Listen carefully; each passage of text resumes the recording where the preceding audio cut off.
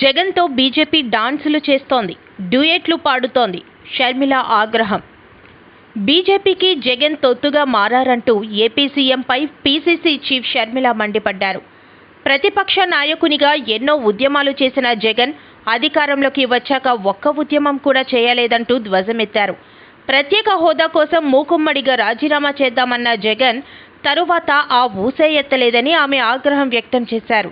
జగన్, చంద్రబాబు ఇద్దరు బీజేపీతో ఒకరు ప్రత్యక్షంగా పొత్తు పెట్టుకుంటే మరొకరు పరోక్షంగా పొత్తు పెట్టుకున్నారని ఆరోపించారు. ఒకవైపు జగన్తో, మరోవైపు చంద్రబాబుతో బీజేపీ డాన్సులు చేస్తుందని, డ్యూయెట్లు పాడుతోందని అన్నారు. ఈ మేరకు ఏలూరులోని దెందులూరు మండలం పోతునూరులో షర్మిల మాట్లాడారు. ముఖ్యంగా సీఎం జగన్పై విమర్శల వర్షం కురిపించారు. 10 ఏళ్లుగా మన రాష్ట్రానికి ఒక్క విభజన హామీ కూడా సాధించుకోలేకపోయాము. రాష్ట్రానికి ప్రత్యేక హోదా ఎంత అవసరమో అందరికీ తెలుసు. ప్రత్యేక హోదా కోసం ప్రతిపక్ష నాయకునిగా ఎన్నో ఉద్యమాలు చేసిన జగన్ అధికారంలోకి వచ్చాక ఒక్క ఉద్యమం కూడా చేయలేదు.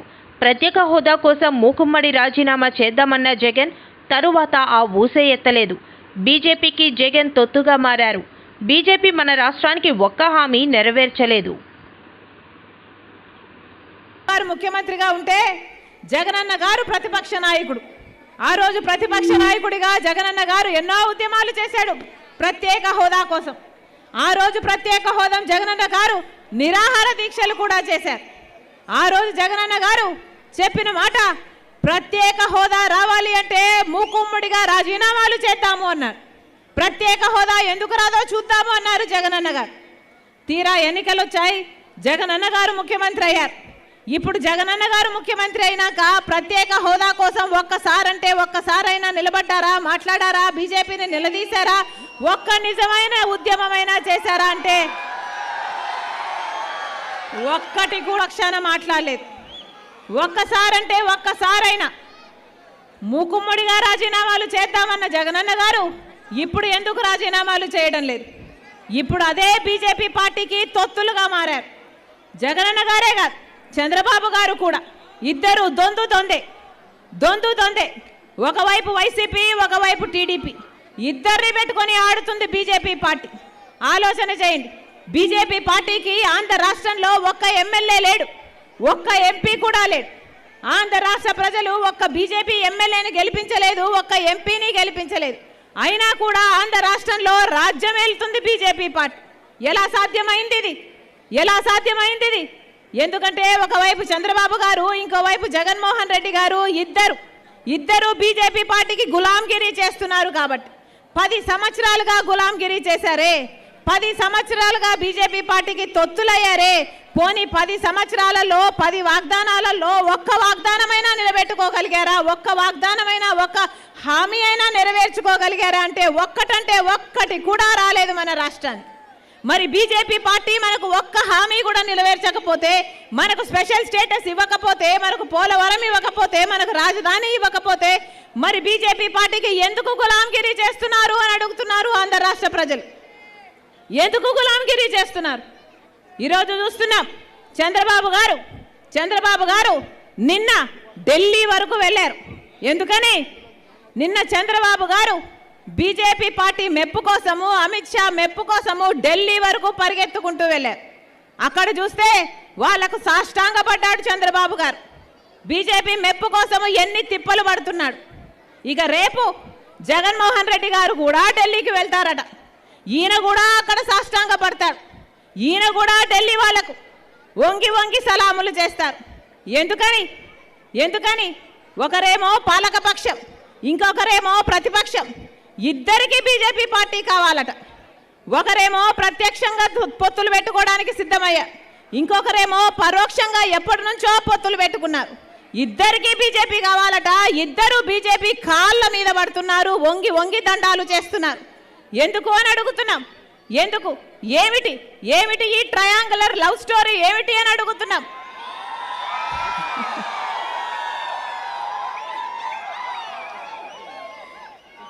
పోనీ బీజేపీ పార్టీ మనకేదైనా టీడీపీ బలహీనంగా ఉంది కాబట్టే చంద్రబాబు నాయుడు పొత్తుల కోసం వెంపర్లాడుతున్నారని వైఎస్ ప్రధాన కార్యదర్శి ప్రభుత్వ సలహాదారు సజ్జల రామకృష్ణారెడ్డి ఎద్దేవా చేశారు. తెలుగుదేశం పార్టీ బలహీనంగా ఉందనేది అందరికీ తెలిసిన వాస్తవమేనని, అందుకోసమే చంద్రబాబు పొత్తుల కోసం వెంపర్లాడుతున్నారని విమర్శించారు.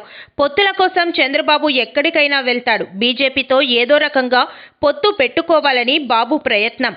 5 ఏళ్లలో మేం చేసిన సంక్షేమం చెప్పి ఓట్లు అడుగుతున్నాం. సీఎం జగన్ చేసిన అభివృద్ధి మరోసారి గెలిపిస్తుంది. ఏపీలో కాంగ్రెస్ పార్టీ ఉనికే లేదు. నిరుద్యోగుల్ని మోస చేయడమని, అదేవిధంగా స్పెషల్ స్టేటస్ సంబంధించి పోరాడట్లేదని విమర్శలు చేస్తా ఉన్నారు. ఎలా చూస్తున్నారు కాంగ్రెస్ చేస్తున్న వ్యాఖ్యలు? టీడీపీ ఆఫీస్లో చంద్రబాబు నాయుడు స్క్రిప్ట్ ఏది ఉందో అది ఆమె చదువుతున్నారు. దానికి ఒక ప్రత్యేకమైన ఇది, ఎందుకంటే ఈ రాష్ట్రంలో ఆమె ఉన్నది లేదు, సమస్యలను ఆకలింపు చేసుకున్నది లేదు. 10 రోజులు 15 రోజుల క్రితము ఇక్కడ అడుగు పెట్టిన రోజు నుంచి చంద్రబాబు నాయుడు కానీ పవన్ కళ్యాణ్ కానీ ఏం మాట్లాడుతున్నారు అదే మాటలు ఇంకొంచెం అగ్రెసివ్గా మాట్లాడడం అనేది ప్రాక్టీస్ చేసినట్టున్నారు, అదే చేస్తున్నారు.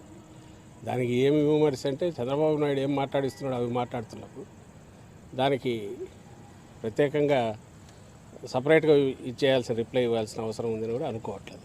ఎందుకంటే కాంగ్రెస్ పార్టీగా కాంగ్రెస్కు ఉనికి లేదు. ఆమెకు సంబంధించినంత వరకు ఒక అద్దె మైక్ లాగా ఇక్కడ వచ్చి షర్మిలమ్మ గారు మాట్లాడుతున్నారు. అది చంద్రబాబు నాయుడు ఏమనాలనుకుంటున్నాడో అవన్నీ ఆమె గొంతులోంచి వస్తున్నాయి. దానికి ఏదైనా ఇస్తే ఆయనకు రిప్లై ఇవ్వడం ఇస్తున్న దాంట్లోనే దీనికి సమాధానం ఉంటుంది. చంద్రబాబు నాయుడుకి ఇస్తున్న రిప్లైలో. ఇండియా టుడే సర్వే కొద్దిసేపు క్రితం రిలీజ్ అయింది. 17 ఎంపీ సీట్లు టీడీపీకి, 8 మాత్రం మీ పార్టీకి వస్తాయని చెప్పి ఒక సర్వే ఏం చెప్తారు? అది సీ ఓటర్ అనే సంస్థ చేస్తుంది. ఆ సంస్థ గతంలో కూడా 2019లో కూడా ఐ థింక్ మార్చిలో చేసిన దాంట్లో 35% ఓటు మాకు, 41-42% టీడీపీకి ఇచ్చినట్టు గుర్తున్నాం. అలాగే 15 సీట్లు టీడీపీకి, 10 సీట్లు మాకు ఇచ్చినట్టు గుర్తు. ఇంకొక అడుగు ముందుకేసి ఎగ్జిట్ పోల్ అంటే అది ఫైనల్ ఇదేయాక ఆ రోజు ఇచ్చిన దాంట్లో మాకు 11, టీడీపీకి 14 ఇచ్చినట్టు నాకు గుర్తు.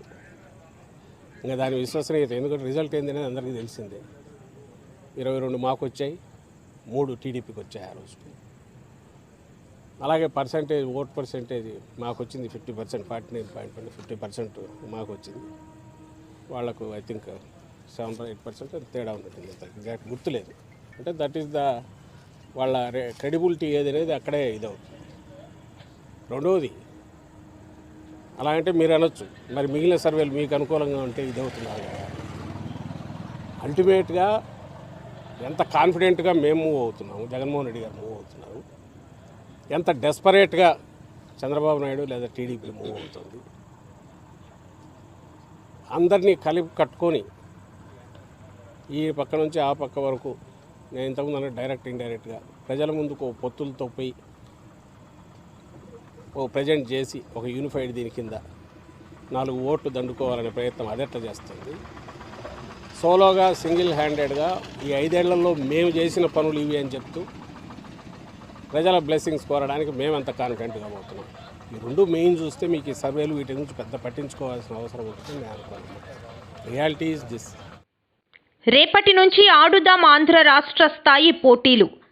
విశాఖ నగరం రైల్వే స్టేడియంలో ఈ నెల 9వ తేదీ నుంచి ఆడుదాం ఆంధ్ర రాష్ట్ర స్థాయి పోటీలు నిర్వహించడానికి ఏర్పాట్లు పూర్తి చేసినట్లు కలెక్టర్ మల్లికార్జున తెలిపారు.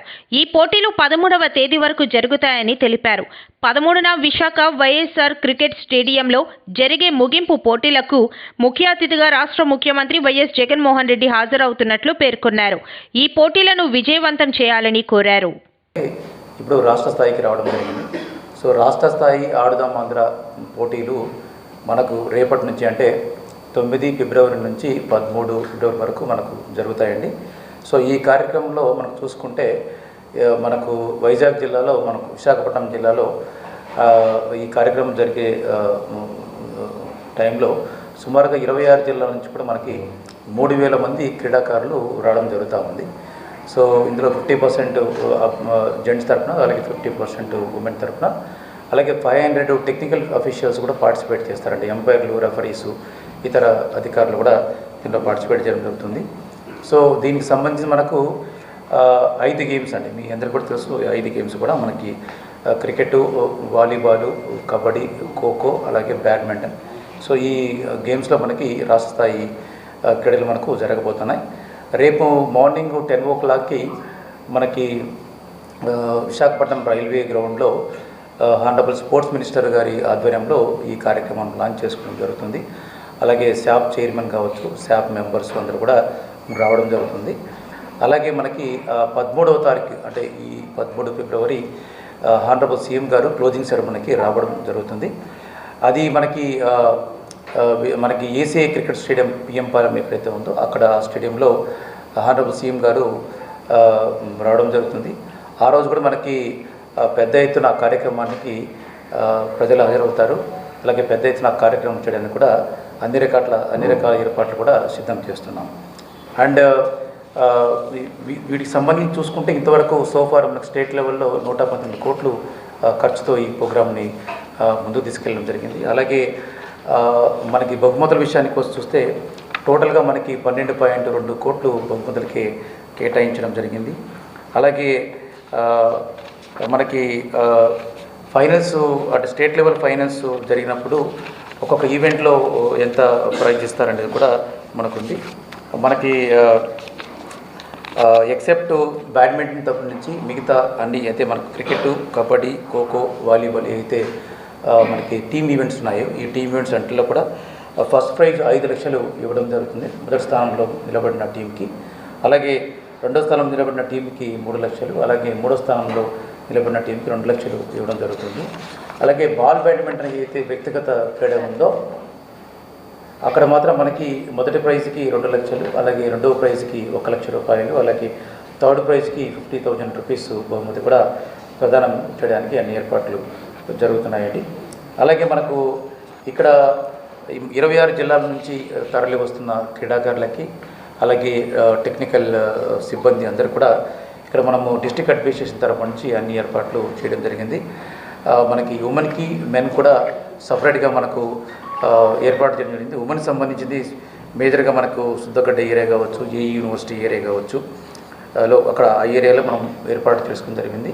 సో ఉమెన్ తాలూకా మనకి అక్కడ బేసిక్ ఏర్పాట్లు డ్రింకింగ్ వాటర్ కావచ్చు, ఫుడ్ అరేంజ్మెంట్స్ కావచ్చు, శానిటేషన్ కావచ్చు, అలాగే సెక్యూరిటీ సంబంధించింది అలాగే మనకు జాయింట్ కమిషనర్ పోలీస్ గారు చెప్తారు. సో ఇవన్నీ ఏర్పాట్లు కూడా చేసుకోవడం జరిగింది. ఇంక్లూడింగ్ మెన్ కూడా ఇటువంటి ఏర్పాట్లే చేయడం జరిగింది. అలాగే మరొక ప్రత్యేకత కూడా మనకు చూసుకుంటే ఈ ఆడుదాం అదర్ స్టేట్ లెవెల్ స్పోర్ట్స్ సంబంధించుకొని చూసుకుంటే మనకు స్టేట్ అంబాసిడర్స్ కూడా మనం ఇన్వైట్ చేయడం జరిగింది. అంటే మనకు కిదంబి శ్రీకాంత్ కావచ్చు, శ్రీకర్ భరత్ ఇంటర్నేషనల్ డైరెక్టర్ కావచ్చు, వీళ్ళు కూడా ఈ ఎంటైర్ ఆడుదాం ఆంధ్ర స్టేట్ లెవెల్ ప్రోగ్రాంలో భాగస్వాములు అవుతారు. అలాగే ఈ గేమ్స్ జరుగుతున్న క్రమంలో టాలెంట్ని ఐడెంటిఫై చేసేదానికి అనువుగా మనకు క్రికెట్ సంబంధించి చెన్నై సూపర్ కింగ్స్ నుంచి ఆ ఫ్రాంచైజీ యాజమాన్యం వాళ్ళు టెక్నికల్ సిబ్బంది కూడా మనకు పంపించడం జరుగుతూ ఉంది. అలాగే వాలీబాల్ సంబంధించి తెలుగు హాక్స్ అనే ఒక ఏదైతే మనకు ఫ్రాంచైజీ ఉందో వాళ్ళు కూడా వాళ్ళ సిబ్బందిని పంపించడం జరుగుతూ ఉంది.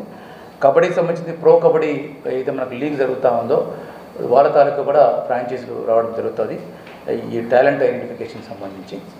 అలాగే మనకు ఇవి కాకుండా మనకు స్టేట్ లెవెల్లో జరుగుతున్న ఇతర అసోసియేషన్లు ఉన్నాయి. క్రికెట్ అసోసియేషన్స్, వాలీబాలు, కబడ్డీ అన్ని స్టేట్ లెవెల్ అసోసియేషన్స్ కూడా వాళ్ళు కూడా ఇక్కడికి వచ్చి ఈ కార్యక్రమంలో భాగస్వామ్యం అవ్వడంతో పాటు వాళ్ళు కూడా ఈ టాలెంట్ హంట్లో కూడా వాళ్ళు కూడా ఇతర విషయాలు కూడా వాళ్ళు భాగస్వామ్యం అవ్వడానికి కూడా సిద్ధంగా ఉన్నారు.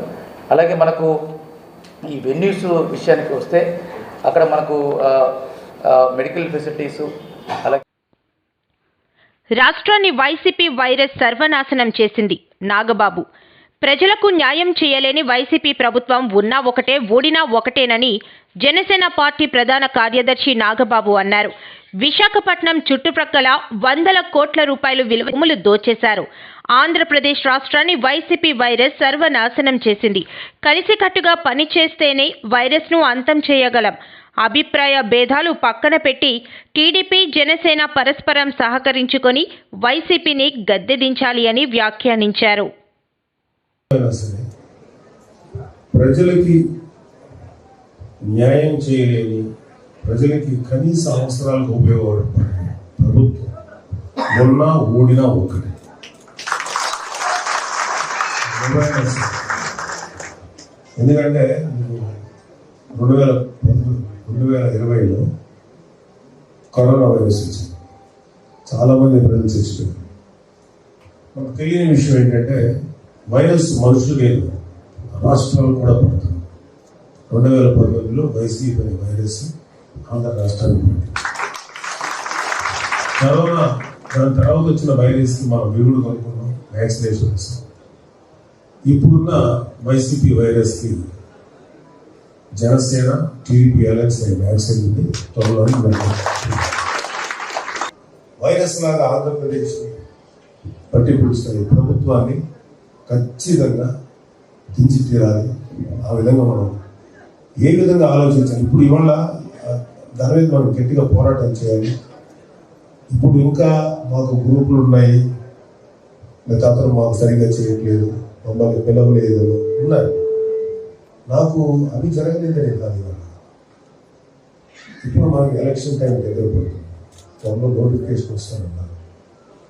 మనం వైసీపీని ఎలాగ దించి మనకు జరిగిన అన్యాయానికి ఎలాంటి పరిష్కారాలు చూపాలో దాని దిశగా ఆలోచించాలి తప్ప నాకేంటి, లేకపోతే సతీష్ ఏంటి, రమేష్ ఏంటి, లేకపోతే విజయ్ కుమార్ గారికి ఇవన్నీ సెకండరీ.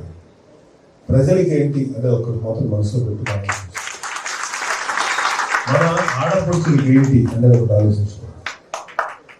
అంటే మాకు ఇవన్నీ ఇష్యూస్ అన్ని ఖచ్చితంగా సాల్వ్ చేయగలిగేటువంటి ఇష్యూస్, సాల్వ్ చేయలేకపోయినా కోర్టులోనైనా సరే పోరాటం చేయగలిగే ఇష్యూస్. ప్రతి దానికి కోర్టులు ఉన్నాయి. ప్రభుత్వం అంటే మంచి ప్రభుత్వం ఉంటే, అలాంటి ప్రభుత్వాలు ఉంటాయి, వస్తాయి. మన రాబోయే ప్రభుత్వాలు నేను మిమ్మల్ని రిక్వెస్ట్ చేసేది ఏంటంటే, ముందు ఈ అభిప్రాయాలన్నీ పక్కన పెట్టి కలిసికట్టుగా పోరాడాలి. అలాగే టీడీపీ ఎక్కడ నిలబడినా సరే మన జన సైనికులు వాళ్ళకి సహకరించాలి. అలాగే జనసేనకు సంబంధించిన అభ్యర్థులు ఎక్కడ నిలబడినా సరే టీడీపీ వాళ్ళు కూడా సహకరించాలి. ఎందుకంటే మీరు ఇక్కడ సహకరించాలి, చేసినట్టుగా చేస్తే మీరు ఇక్కడ నుంచి ఇక్కడ ఉన్న మన జనసైనికులు ఒక టీడీపీ అభ్యర్థులు లేకపోతే జనసేన అభ్యర్థి గురించి మాట్లాడాల్సింది. సో ఎక్కడ టీడీపీ అభ్యర్థి నిలబడినా మనం సహకరిస్తే మన అభ్యర్థి ఎక్కడ నిలబడినా వాళ్ళు సహకరిస్తారు. ఇప్పుడు ఒకరికొకరు సహకరించుకుని ముందుకెళ్ళి ప్రభుత్వాన్ని ఏర్పాటు చేసే దిశగానే మనం ఆలోచించాలి తప్ప ఇప్పుడు మనలో మనకి అభిప్రాయ భేదాలు పొరపరిచాలు అంటే రాకుండా చూసుకున్నాం. చాలా దుర్మార్గమైనటువంటి ప్రభుత్వం జరుగుతుంది.